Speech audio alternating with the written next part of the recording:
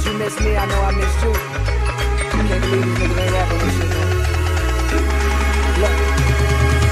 First time, she was in my math class. Long hair, brown skin with the fat ass. Sat beside me, used to laugh, had mad jokes. What's up, guys? It's 2KC and J, and we're talking about the potential of Nikola Jokic. I'm gonna call him that. I'm probably messing up his name. Hopefully not. Now, when the draft first happened, he looked to be a quality backup, or at least that's how the Nuggets saw him. And if you asked back then, people would give him no chance against Joel Embiid. Now there was a recent Twitter poll saying who would be better, Jokic or Embiid, and Embiid of course won, but it was around 62-38, which is much better than what it would have been back at the draft. It'd probably been like 100-0. So we're gonna take a look at Jokic. I mean, first of all, he's 7 foot tall, and his end of season averages were 16.7 points, 9.8 rebounds, and 4.9 assists. So he was basically averaging a double-double with 5 assists. But after All-Star break was when it really started to get going, because the Nuggets finally let go of the reins, and they finally let him play the way he wanted to play. So after the All-Star break, he was averaging 17 points, 11.5 rebounds, and 6 assists. And during that, there's an 8-game stretch from January 12th to January 26th, where he averaged 25.5 points on 61% from the field, with 11.5 rebounds and 5 assists. So, I was reading a couple articles from denverstiffs.com, and Bleacher Report, and they're talking about how his real plus minus is 6.07, which is 8th in the NBA, and that's better than even Kevin Durant. So it's pretty important about that, because players that are like all NBA and players that we think of like as superstars, and the only people he's really trailing are like MVP candidates or last year's MVP candidates like Russell Westbrook, Kawhi Leonard, LeBron, James Harden.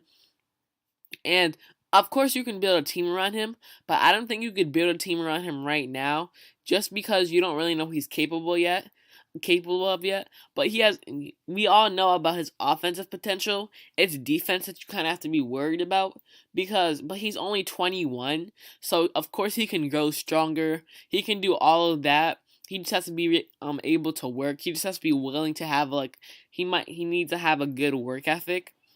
And I mean, I'll just build like a 3-and-D squad around him, cuz he can pass. Like if you see like some of their games, like when he had that behind the back pass to kind of Fareed, like it's obvious he can pass and he can shoot too. He's averaging 31% from the 3-point line last season.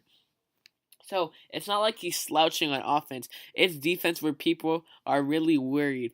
And Denver's net rating goes from negative 8.5 when he sits to plus 2.5 when he plays. And that's pretty impressive, because even though he's not that good on defense, he's still altering shots and he's still making the team better. And an important thing, during that 8-game stretch, his game score average was 24.4 and his lowest was 15.6. Now game score is like a more complex plus minus basically. It's more direct on like how good your game was. And the average game score is 10. So during that, he had his highest game score of 30.8, basically 31. And his lowest was 15.6, so 15.5. And all those games were above the average. And his average during those 8 games was 24.4. And they went 6-2 in those games. So when he was performing well, they were winning.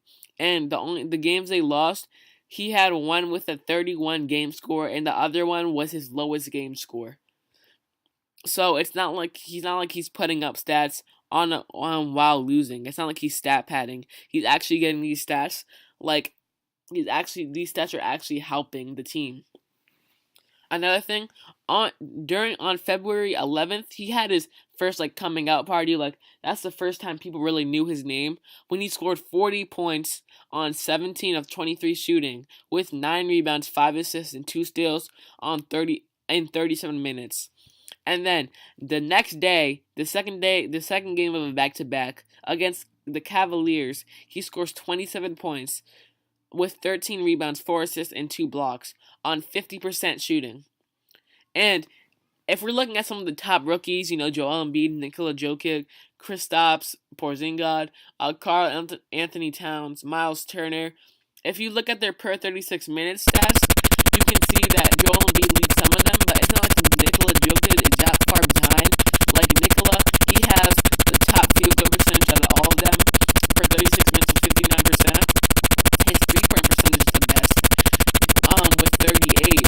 So, and his effective field goal percentage is the best also. So, and his free throw percentage. So, if we're talking about percentages, he's taking high percentage shots and he's doing the most with them. He's knocking them down. And also with assists, like we said, he can pass. He's averaging the most assists. The next highest player, the closest player to him is Joel Embiid, and he has 3 more basically than he has 3 more assists per game. 3 more assists per 36 minutes than Joel Embiid, because Joel Embiid only has 3 and Nikola has 5.7. And if you're talking advanced stats, Nikola Jokic has the highest player efficiency rating, obviously because he's very efficient, as already stated by his percentages. His true shooting percentage is of course on top 2, and his win shares per 48 minutes are also the highest. And of course his assist rate and his offensive rebound rate. So it's like he's getting rebounds to put back up. On February 3rd, so it's basically February where he really had coming up party. Not even that 8-game stretch, as great as that was. Because February 11th, he has 40 points against the Knicks. February 12th, he has 27 and 13 against the Cavs. And February 3rd, he has his first triple-double with 20 points, 13 rebounds, and 11 assists against the Bucks. So he's putting people on notice now with his skill. And a lot of people, including me, are wondering how high he can go. The real thing to take into account is he's not even close to his peak. So if you're building a team around him, I think he can get better on defense. So I just think you need a lot of 3-and-D guys. People who have that microwave badge, who can get hot, because he can pass. It's not like I said before, he can pass the ball.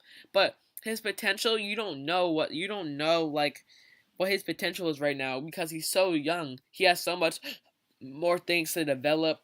His ceiling is pretty high right now. We already know what he can do in offense. He's versatile.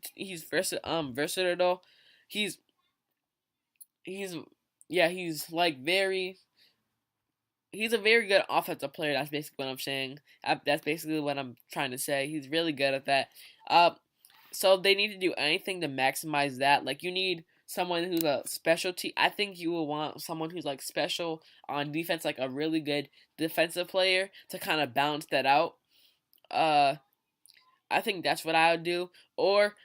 He's good enough to be a franchise player. I think if he continues to down this path, he's good enough to be a franchise player, future MVP maybe even. I don't know. That's all I gotta say. I think the Nuggets have a bright future. Because you also have Jamal Murray there. So, and I put them in my playoff predictions to be I think the 7th or 8th seed. I definitely have them making the playoffs. So that's all I got to say about the Nuggets. They have a bright future if they can continue to develop Jokic. The light is bright at the end of the tunnel. I'm 2KC and J. We're out. Peace.